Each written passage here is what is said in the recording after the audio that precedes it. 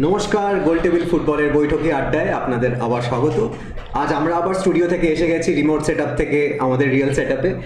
আমি গৌরব, আমার সাথে আছে তথাগত আর দেবজয়দা। আমরা তিনজন ইউরোর অ্যানালিসিস একদম শুরু থেকে করে চলেছি এবং ইউরোর একদম শেষ পর্যায়ে আমরা এসেছি, বিজনেস এন্ড যাকে বলে।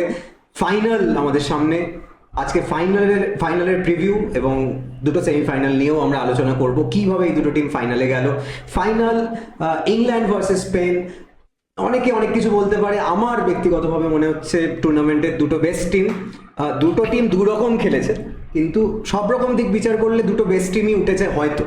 সেই প্রশ্নটা নিয়ে আমি প্রথম আসবো তথাগত দেবজয়দা দুজনের কাছেই। দেবজয়দা, প্রথমে তোমার কি মনে হয়, দুটো বেস্ট টিম উঠেছে? আমি মনে করছি দুটো বেস্ট টিমই ফাইনালে এসেছে। স্পেনকে তো অবশ্যই বেস্ট টিম হিসেবে দেখাই যায়। ইংল্যান্ডেরটা আমি অতটা জোর দিয়ে বলতে পারছি না বেস্ট টিম।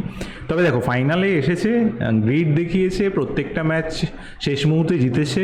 ইন্ডিভিজুয়াল ট্যালেন্ট বলো, স্ট্র্যাটেজি বলো, সব মিলিয়ে ফাইনালে এসেছে। ওরকম এমন নয় যে খুব একটা খারাপ টিমের এগেনস্টে খেলে এই জায়গাতে এসেছে। সহজ যে ওদের ফাইনালের পথটা যে খুব একটা সহজ ছিল তাও না, কিন্তু তার সত্ত্বেও সুইজারল্যান্ড দারুণ টিম ছিল। সুইজারল্যান্ডের পারফরমেন্স দারুণ ছিল, সেখানে ম্যাচটা জিতেছে। নেদারল্যান্ডসের টিম, নেদারল্যান্ডস ভালো খেলছিল, সেই ম্যাচটাও জিতেছে। বলতে পারো প্রত্যেকবার শেষ মুহূর্তে জিতেছে। সে আমরা রিয়াল মাদ্রিদকেও প্রত্যেকবার ওরকমই দেখছি, আর তারা ইউসিএল জিতেও যাচ্ছে। আরও দু একটা টিম ইংল্যান্ডের থেকে বেটার টুর্নামেন্ট খেলেছে, কিন্তু ডিজার্ভিং। সেই আরো দু একটা টিম কারা যারা ইংল্যান্ডের থেকে বেটার খেলেছে, তোর কি মনে হয়েছে? যারা কোয়ার্টার ফাইনালে যারা খেললো প্রায় সবাই তারা ইংল্যান্ড ছাড়া। যেরকম জার্মানি অবশ্যই তাদের মধ্যে একজন।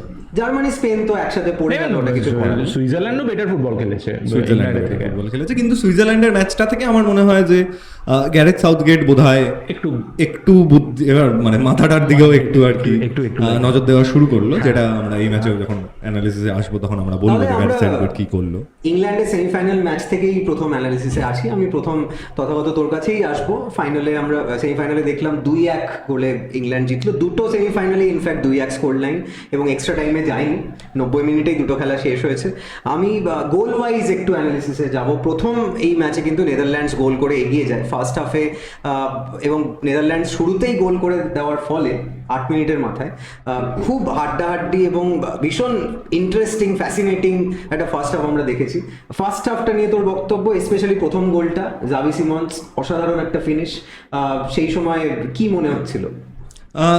সেই সময় যেটা মনে হচ্ছিল যে যদি ইংল্যান্ড এরকম খেলে তাহলে আরো 2-4 গোল খাবে, কিন্তু দুর্ভাগ্যবশত বা সৌভাগ্যবশত ইংল্যান্ড ওরকম খেললো না। যেটা আমরা আগের দিন আলোচনা করছিলাম, পডকাস্ট শেষ করার সময় একদম শেষ প্রশ্ন আমি জিজ্ঞেস করেছিলাম, আদেও কি 3টে সেন্টার ব্যাকে খেলবে? এবং যেটা দেখে বোঝা গেল যে গত যদি তুই 3টে বড় টুর্নামেন্ট দেখিস, তাহলে সাউথগেটের কিন্তু 3টে সেন্টার ব্যাকে খেলাটাই ওর হলো, ওখানেই ওর হলো প্রধান, মানে 4টে সেন্টার ব্যাকে খেলতে যাওয়া মানে হলো সাউথগেটের কাছে ওটা হলো দুর্বলতা। ঠিক আছে, তো ও 3টে সেন্টারে খেললো, এটাতে ওখানে ওকে একটা পয়েন্ট দিতে হবে। পুরো সেম টিম রেখেছে, সেখানেও ওকে একটা পজিটিভ পয়েন্ট দিতে হবে। এবং খেলাটা অনেক বেশি ফ্রন্ট ফুটে ইংল্যান্ড শুরু করলো, মানে তার জন্য অনেকটাও নেদারল্যান্ডসকেও বলতে হবে দায়ী এর জন্য। তার কারণ নেদারল্যান্ডস দেখবি যে নেদারল্যান্ডসের টপ ফ্রন্ট থ্রি যারা, তারা অনেক বেশি প্রেস করে, কিন্তু আবার ওদের যেহেতু ব্যাক লাইনটা একটু এজিং, মানে বিশেষ করে দুজন যে সেন্টার ব্যাক ভার্জিল আর ডিভরাই, এরা দুজনে কিন্তু প্রচন্ড গতিসম্পন্ন প্লেয়ার নয়। তো সুতরাং ম্যানচেস্টার ইউনাইটেডেও আমরা যেটা দেখি যে ফরওয়ার্ড লাইন আর ডিফেন্স লাইনের মাঝখানে যে মিডফিল্ড লাইন, সেইটা অনেক বেশি ফাঁকা হয়ে যায়। এইটাকে অ্যাড্রেস করার জন্য আমি দেখলাম রোনাল্ড কোমান কি করলো, যে প্রথমে 3জন বললে তোমাদের আর প্রেস করতে হবে না বাবা, তোমরা ভেতরে নিচে নেমে এসে খেলা শুরু করো।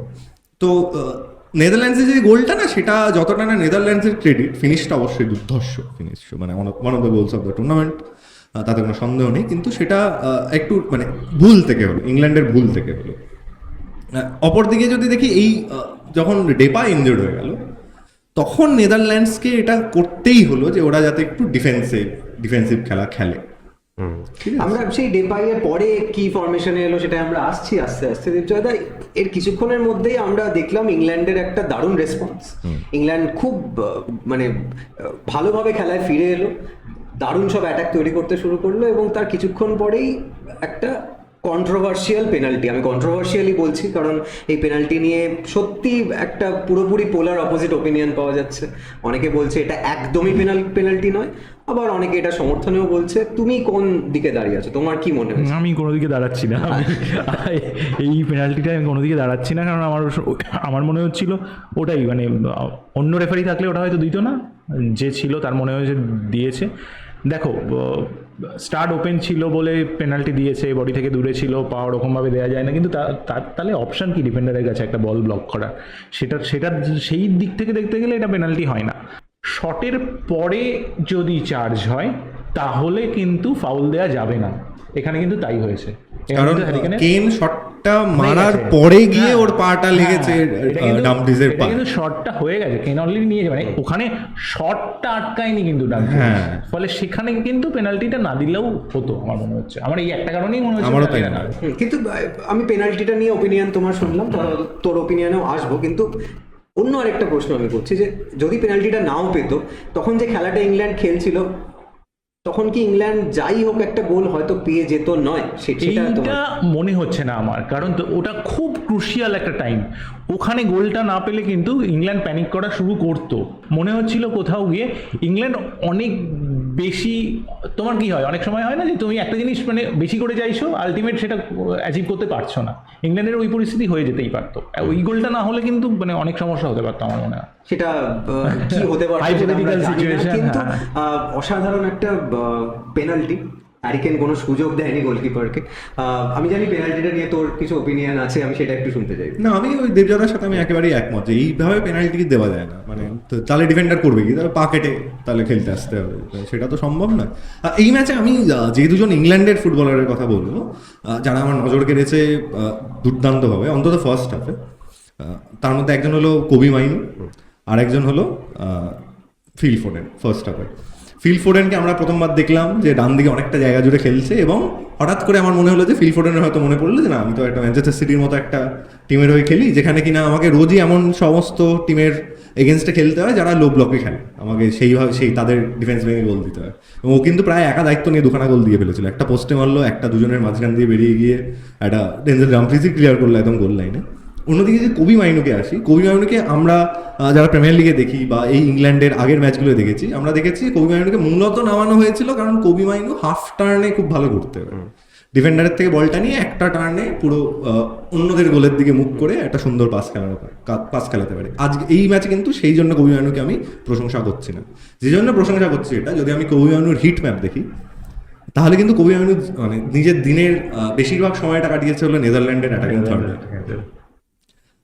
ইংল্যান্ডের অ্যাটাকিং থার্ডে, নেদারল্যান্ডের ডিফেন্সিভ থার্ডে, এবং অনেকগুলো এমন সময় যেখানে কিনা নেদারল্যান্ডস কাউন্টার অ্যাটাক হতে পারতো, কবি মাইনু কিন্তু বারবার সেখান থেকে বলগুলো স্ন্যাচ করেছে। অন্তত তিনটে ইনস্ট্যান্স আমরা দেখতেই পাই, একদমই তাই। সুতরাং এখানে কবি মাইনুকে স্পেশালি একটা প্রশংসা এখানে দিতেই। আর এখানে আমি আর একটা কথা বলতে চাই, সেটা হচ্ছে ওই কালকে খুব একটা মিম আমার খুব পছন্দ হয়েছে যে পৃথিবীর 70% জল আর 30% জায়গায় কবি মাইনু, একদমই তাই। আর একটা যেটা আমরা আগের দিন বলছিলাম, আগের দিন যেটা লাস্টে তুমি প্রশ্ন করলে যে ইংল্যান্ড কি জিতবে, তখন কথা বলছিল যে 3টে ব্যাগে খেলাবে, আমি তখন বলছি কবি মাইনু কি আর একটু অ্যাডভান্স খেলবে, তাহলে কিন্তু সেটা হয়েছে। কবি মাইনু ওই জায়গাটা গেলে অনেকগুলো প্লেয়ার অনেকটা পজিশন ফিল পেয়ে যাচ্ছে, সেগুলো ইউটিলাইজ হয়েছে। আর ফরেনের কথা যেটা তথাগত বললো সেটা একেবারেই খাঁটি, সেটা হচ্ছে আমরা ফরেনকে পুরো টুর্নামেন্টে এরকমভাবে বাইরে থেকে শট নেওয়ার কোনো চেষ্টাই করতে দেখিনি, একদমই যেটা কালকে করেছে। লামিন ইয়ামাল এরকম গোল একটা করেছে, সেটার আলোচনায় আমরা আসবো। ফিল ফোডেন হয়তো এরকম গোল একটা নয় একাধিক পেতে পারতো যদি শুরু থেকে ডান দিকে খেলতো। কিন্তু এখানে আমি দেবজয়দাকে আবার নিয়ে আসবো সেকেন্ড হাফে। এবার সেকেন্ড হাফে আমরা শুরু থেকে দেখলাম যে অনেকটা কনজারভেটিভ অ্যাপ্রোচ নিয়ে, স্বাভাবিক একটা বড় টুর্নামেন্ট সেমিফাইনাল, এক স্কোর লাইন, কেউ খুব একটা সুযোগ দিতে চাইছে না কাউকে।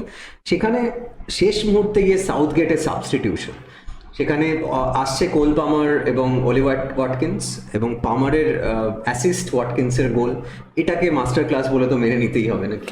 হ্যাঁ দেখো, আমি জানি না এত পরে কেন হয়।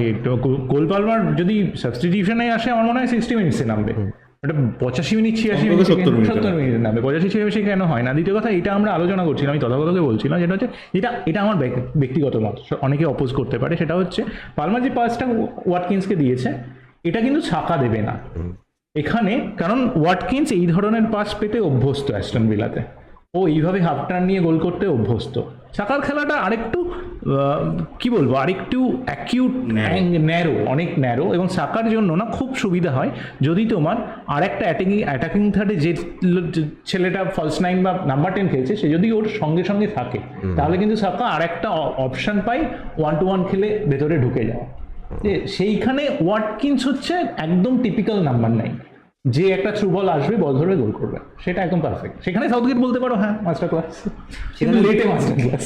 এবং সেখানেই আমি তথাগতকে বলবো কমেন্ট করতে হবে, কারণ শুরু থেকে টুর্নামেন্টের শুরু থেকে অন্তত আমাদের ভিডিওতেই আছে 3-4 বার এখানে বলেছে, আমাদের সাথে কথাবার্তায় অন্তত 300 বার বলেছে যে হ্যারিকেন যে খেলাটা খেলছে তাতে হ্যারিকেনকে শুরু থেকে না খেলালেও চলে, বা যদি খেলানো হয় খুব তাড়াতাড়ি সেকেন্ড হাফে ওলি ওয়াটকিন্স, ইভান টোনি এদেরকে নিয়ে আসা উচিত। বক্সের বাইরে ডিপে নেমে করছেটাকে আমি তো সেটাই বুঝতে পারছি। কারণ দেখো ওটাই হলো হ্যারিকেনের খেলা, এটা তোমায় মানতে হবে। মানতে হ্যারিকেন হবে। এখনো এই মুহূর্তে দাঁড়িয়ে বিশ্বের ওয়ান অফ দ্য সেরা মার্কসম্যান, তাই না? সেখানে হ্যারিকেনের খেলা হ্যারিকেন কখনো বদলাবে না তোমার জন্য। বা বদলানোর হয়তো ওর কাছে সেরকম আমার মনে হয় না সেরকম ইনস্ট্রাকশনস আছে। তো সেখানে যখন হচ্ছে না খেলাটা, এই খেলাটা এই যে কোল পালমার নেমেছে, হ্যারিকেন খেলেছে, এরকম তো অনেক ম্যাচ দেখেছি, কিন্তু তাহলে কোল পালমার এই পাসটা দিতে পারেনি কেন? তার কারণ হলো যে হ্যারিকেন ওই চ্যানেলটায় রান টাইপ করে, এটা ওর খেলা না, অন্য রকমের স্ট্রাইকার। আর ওলি ওয়াটকিন্স গোটা সিজনে এত ভালো খেলেছে এই প্রিমিয়ার লিগে, ওর বোধহয় অন্তত 8-9টা গোল আছে, ওগুলো একদম সেম। তুমি মানে রিপ্লের মতো একদম দেখা যাবে যে ওই চ্যানেলটা, ডান দিকের চ্যানেলটা রান করছে, ডিফেন্ডার ভাবছে যে আমি তো কভার করে ফেলেছি, কিন্তু চকিতে একটা স্ন্যাপশট মেরে গোল করে ফেলছে ফার পোস্টে। তো অলি ওয়াটকিন্সকে আমি বলছি না যে তুমি স্টার্ট করো, তুমি তোমার টিমের ক্যাপ্টেন, তাকে তুমি প্রথম থেকে স্টার্ট করো, তারপরে তুমি 50-60 মিনিট 65 মিনিটে দরকার হলে দুজনকে খেলো।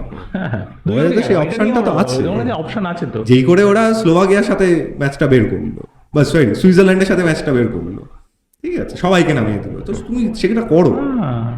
আমরা সেখানেই আমার লাস্ট প্রশ্ন এই ম্যাচটা নিয়ে বা ইংল্যান্ডকে নিয়ে, যে পরের ম্যাচটা ফাইনালে শুরু থেকে আমরা কি কোনো চেঞ্জ দেখতে পাবো না সেম সাইড? সেম সাইড, না সেম একদম যে 11 জন নেমেছে এটা যে 11 হ্যাঁ, এর বাইরে আমার মনে হয় না কিছু হবে।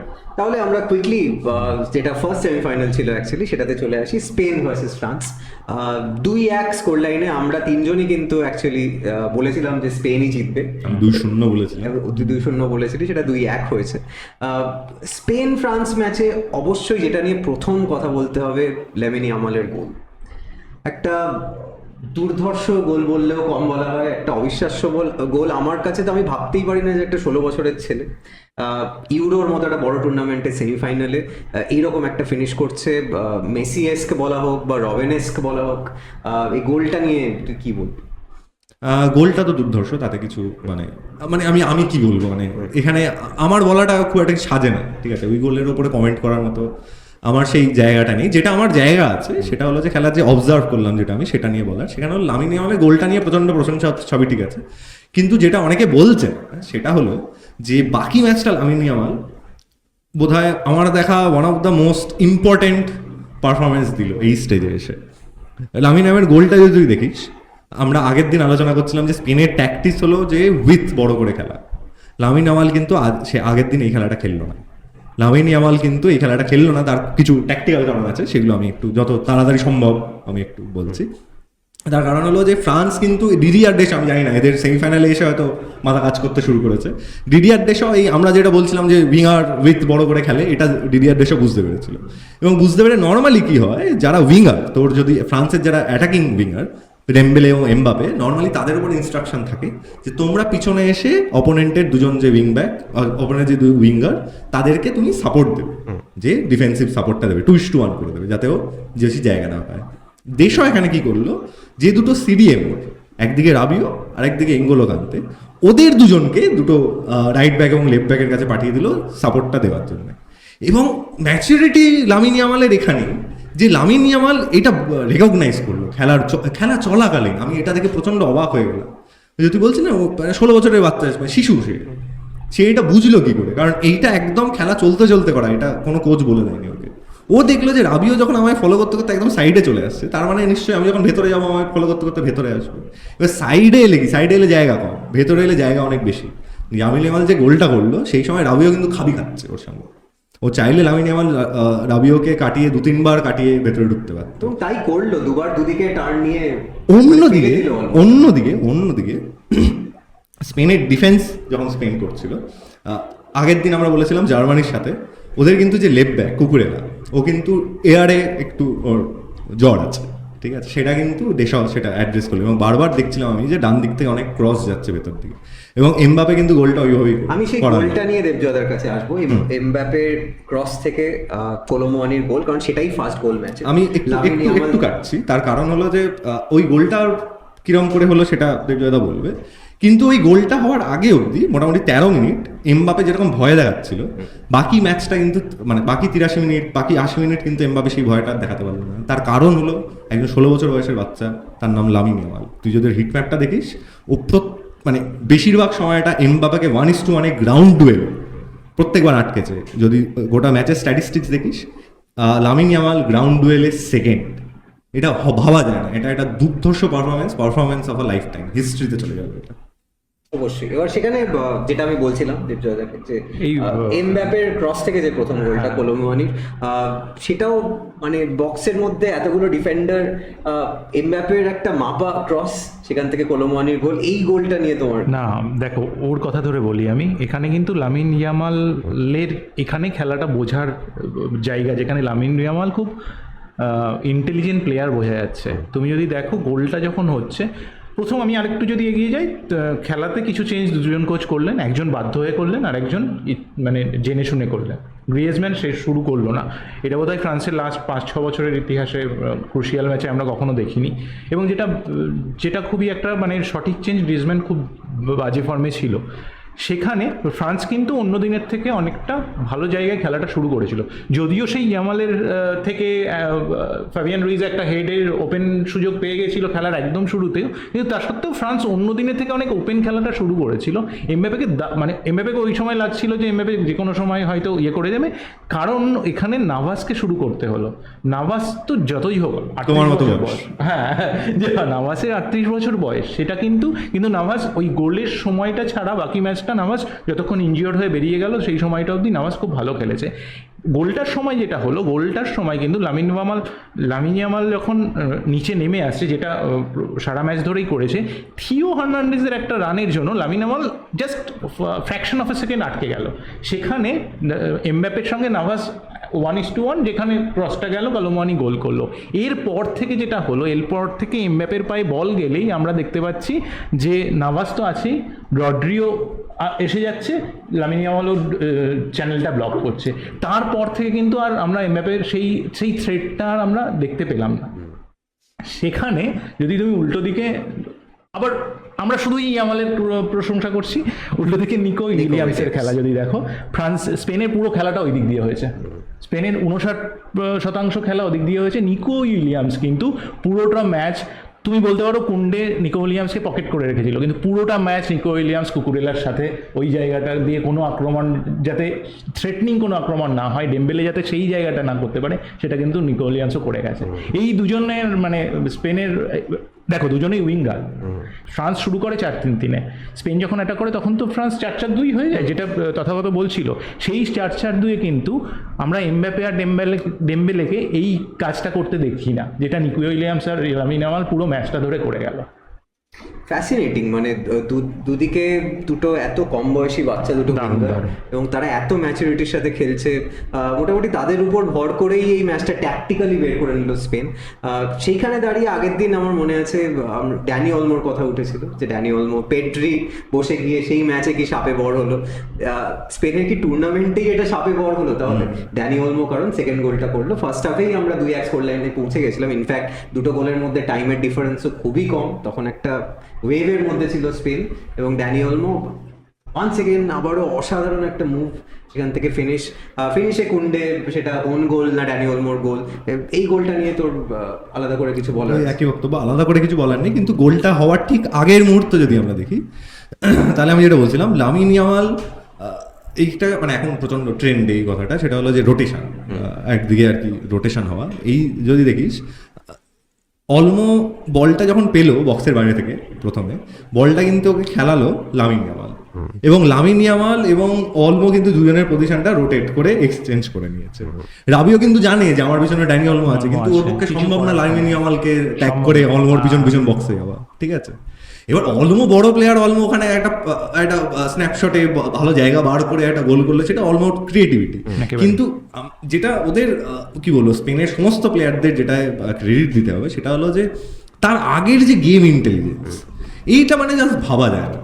যে আমি ওইখানে ড্যানি ওলমোরও খুব একটা বেশি বয়স না, না একেবারেই না। লামিনে একটা 16 বছর, একটা 21 বছর, একটা 23 বছরের লোক, তারা তিনজনে মিলে নিজেদের মধ্যে ডিসাইড করছে যে আমি ভেতরে চলে যাবো, যখন ও অন্য জায়গায় রোটেট করে চলে যাবে, সেই স্পেসটা ফাঁকা করে যখন চলে যাচ্ছে লামিনা। টুর্নামেন্টে ফ্রান্সের এগেইনস্টে ওপেন প্লেতে গোল হয়নি বলতে গেলে, হয়নি বলতে গেলে, সেখানে এরা দুটো গোল করে ফেলবে, আরো গোল করতে পারতো হ্যাঁ, যেভাবে ওরা শুরু করেছিল। ফ্রান্সও খুব ভালো খেলেছে। ফ্রান্স যখন জিরুকে নামালো আলটিমেটলি, তখন কিন্তু আমরা ভেবেছিলাম সবাই যে এবার বোধহয় বক্সে 2000টা ক্রস যাবে, কিন্তু অ্যাকচুয়ালি যদি তুমি স্ট্যাট দেখো তাহলে দেখবে যে আর দুটো ক্রস গেছে। তার কারণ এই যে তুই বলছিলি ট্যাকটিক্যাল ফ্লেক্সিবিলিটি। আমরা ভেবেছিলাম যে একবার নিকো উইলিয়ামস আর লামিন ইয়ামালকে জার্মানি ম্যাচে তুলে যে ভুলটা কোচ করেছে আর করবে না, কিন্তু এই ম্যাচে কিন্তু আবার তাই দেখলাম আমরা, এবং সেটা কিন্তু ওয়ার্ক করলো। ঠিক আছে, এই যে এখানেই কোচের মাহাত্ম্য, যে আমি জানি যে আমি কি করছি, একদিন সেটা কাজ করেনি তার মানে আমি আর কোনোদিন সেটা ইউজ করবো না, এটা হতে পারে না। আমরা এরপরে অবশ্যই খুব লজিক্যাল প্রশ্ন চলে আসে যে স্পেন ভার্সেস ইংল্যান্ড যে ফাইনাল, সেখানে স্পেনের কি আমরা কোনো চেঞ্জ দেখতে পারবো? কারণ ইংল্যান্ডের যদিও খুবই সেট লাইন আপ আমরা থ্রু আউট দেখেছি, যদি না ফোর্স করা, মানে ফোর্সেবল চেঞ্জ ছাড়া আমরা চেঞ্জ করতে দেখিনি সাউথগেটকে অতটা। স্পেন কিন্তু একটু ফ্লেক্সিবল থেকেছে স্টার্টিং 11 নিয়ে। স্পেন সেখানে কি মনে হচ্ছে স্টার্টিং 11 দেবজয়দা? না, ওই লেনরমান্ড আর কারভাহালই শুরু করবে। নাচো আর ভিভিয়ান পরে এলো নাভাসের জায়গায়, এরা খেলবে না, বাকি অলমো তো খেলবেই, মানে আর তো কোনো অপশন নেই। আর দেখো এখানে অলমো ভার্সেস কেন হবে ফাইনালে, ঠিক আছে, যে একটা গোল বেশি করবে সে গোল্ডেন বুটটা পেয়ে যাবে, এটাও একটা লড়াইয়ের জায়গা। আমি আর একটা কথা এই ম্যাচে বলবো, সেটা হচ্ছে রড্রি তো মানে লেজেন্ডারি টুর্নামেন্ট খেলছে, যা ইচ্ছে তাই করছে সারা মাঠে, সব জায়গায় রড্রি বল স্ন্যাচ করছে, রিকভার করছে। আর রড্রির মতো একটা প্লেয়ার থাকলে সেখানে স্পেনের অ্যাডভান্টেজ হয়ে যেতে পারে। আর মানে দেখো স্পেনের অ্যাডভান্টেজই, স্পেন অনেক বেটার ফুটবল খেলেছে। এবার সাউথগেট কীভাবে রিয়্যাক্ট করে, কেন সাউথগেটকে কিন্তু এখানে রিয়্যাক্ট করতে হবে। সাউথগেটকে এখানে কিন্তু স্পেনের খেলাটা খেলবে, ইংল্যান্ডে কিন্তু ইংল্যান্ডের এখানে রিয়াকশন দরকার। ইংল্যান্ডের খেলা দেখে স্পেন এখানে কিছু চেঞ্জ করবে না, একেবারেই স্পেন। আর স্পেনের যেটা দেখো 2010 স্পেন আমরা দেখেছি, 2012 স্পেন দেখেছি, 2014 স্পেন দেখেছি, আর পরে প্রত্যেকটা স্পেন দেখেছি। স্পেন কিন্তু এই স্পেনটা ট্র্যাডিশনাল স্পেন না, এই স্পেনটা আমার অনেক বেশি সাহসী লাগছে এদেরকে। ক্রিয়েটিভ তো স্পেন সবসময়, মানে ক্রিয়েটিভ প্লেয়ার সবসময় ভুড়ি ক্রিয়েটিভ প্লেয়ার স্পেন দিয়ে এসছে, কিন্তু আর এটা ওই দেখো শুধু ট্রায়াঙ্গেলে পাস খেলেই তো টিকি টাকা হয় না, এটা ওই টিকি টাকা খেলা কিন্তু হচ্ছে না। আর অনেক বেশি সাহসী স্পেন, যে সমস্ত মানে যেভাবে ওপেন খেলাটা খেলছে সেখানেও কিন্তু স্পেন কনসিডারও করছে না। এমন নয় যে স্পেনের এগেনস্টে জার্মানি 5টা গোল দিয়ে দিচ্ছে বা ইংল্যান্ড 4টে গোল দিয়ে দেবে বা ফ্রান্সের এই টিম তো এই স্পেনের এগেনস্টে দেখো তুমি যদি ব্যাকলাইন দেখো তাহলে তো এমন কিছু নামি ব্যাকলাইন নয়, নাচো দুর্বল ব্যাকলাইন ছিল, ভিভিয়ান ছিল বলেই ফ্রান্স গোলটা করতে পেরেছে। ভিভিয়ান খেলছে সেন্টার ব্যাকে, যদি একদম শেষ 20 মিনিট দেখো ভিভিয়ান সেন্টার ব্যাকে খেলছে, নাচো খেলছে, লাপোর্টে ছাড়া তো কুকুরেলা থেকে তুমি এই খেলা এক্সপেক্টও করিনি। তার মানে কি একমাত্র লাপোর্টে, তাও লাপোর্টে এখন ইউরোপে খেলে না, সেখানে একমাত্র লাপোর্টকে নিয়ে স্পেন কিন্তু কনসিডার করছে না। স্পেন খুব মানে স্পেন দারুণ, মানে স্পেনের তুমি এবার মানে অপোনেন্ট তো বুঝতে পারছে না স্পেনের অ্যাটাককে আটকাবে নাকি উল্টো দিকে গিয়ে গোল করবে। একেবারে ওপেন খেলা খেলতে গেলে স্পেন 2টো গোল খেলে 3টে গোল দিয়েও দেবে, সেখানে খেলাটা ভালো হবে। আমার ফ্রান্সকে নিয়ে জাস্ট একটা বক্তব্য আছে, যেটা থ্রু আউট টুর্নামেন্টে আমরা আলোচনা করেছি, যে ফ্রান্সের মাঝমাঠ, ডিফেন্সিভ মাঝমাঠ, ক্রিয়েটিভ আউটপুটের খুব অভাব। সেখানে হয়তো 2016 ফ্রান্স বা তার আগের ফ্রান্স, 2018 ফ্রান্স, সেই ফ্রান্সের একটা পল পোগবার মতো প্লেয়ার নেই। পল পোগবাকে অনেক সময় ডিউ ক্রেডিট হয়তো দেওয়া হয় না, সে একটা পল পোগবা থাকলে সেই রানগুলো যেটা এমবাপে নিচ্ছে অনেক বেশি এফেক্টিভ হতো। যাই হোক, ফ্রান্স যখন বেরিয়ে গেছে, ফ্রান্সকে নিয়ে আর নতুন করে বলার কিছু নেই। আমি তথাগতর কাছে শেষ একদম প্রশ্ন নিয়ে আসবো, এটা আমি প্রেডিকশন তো আমরা রোজই করছি, এটা যেহেতু ফাইনাল আমি একটু অন্যভাবে প্রশ্নটা করবো, যে খেলার চলন কিরকম হতে পারে? আমি গোল কি স্কোর লাইন বলছি না, কিন্তু তোর কি মনে হচ্ছে যে ফার্স্ট হাফ থেকে কে ডমিনেট করবে, মানে পাওয়ার শিফটটা কিভাবে চলবে, খেলার চলনটা নিয়ে তোর কিছু প্রেডিকশন আছে? স্পেন পজিশন ডমিনেট করে খেলবে, ইংল্যান্ড 3টে লাইন অফ ডিফেন্সে লো ব্লক খেলবে, এবং রড্রিকে মাইনু বা রাইসকেও একটা আবার মার্ক করে বাইরে বার করে দেওয়ার চেষ্টা করবে। যতদূর মনে হয় যে ওটা হ্যারিকেনকে দিয়েও করানো হতে পারে, ঠিক আছে, সেই দেখতে হবে কি করে, কিন্তু একটা প্রচন্ড একটা কেজি খেলা হবে, খুব বেশি গোল হবে না, গোল হবে। ফাইনাল প্রেডিকশন তাহলে কে জিতছে, ইংল্যান্ড না স্পেন? দেবজয়দা, তোমাকে দিয়ে শুরু করছি। আমার মনে হয় স্পেন জিতে যাবে ম্যাচটা। আচ্ছা, এক্সট্রা টাইমে গিয়ে স্পেন জিতছে। আমি তো বলেইছিলাম স্লোভাকিয়া যখন হারাতে পারেনি এই ইউরো জিতবে ইংল্যান্ড, সুতরাং আমি স্টিক করছি আমার প্রেডিকশন ইংল্যান্ড। দেখা যাক কে জেতে, আমরা ফাইনালটা অবশ্যই দেখব, আপনারাও দেখুন, আপনারা সবাই ফলো করবেন, আমাদের চ্যানেল ফলো করুন। ফাইনালের পরেই আমরা ফাইনালের অ্যানালিসিস নিয়ে আসবো, ফাইনালের ডিটেলড রিভিউ, সেটা দেখার জন্য আমাদের চ্যানেলে আপনারা ফিরে আসুন। আমাদের সমস্ত সোশ্যাল মিডিয়া হ্যান্ডেলস ডেসক্রিপশন বক্সে আছে, সেগুলো গিয়ে ফলো করুন, আমাদের ভিডিওগুলো লাইক কমেন্ট শেয়ার করুন, সাবস্ক্রাইব করে দিন চ্যানেলে, এবং আমাদের পরের এপিসোড পর্যন্ত, ইউরোর ফাইনালের রিভিউ পর্যন্ত আমাদের সঙ্গে থাকুন।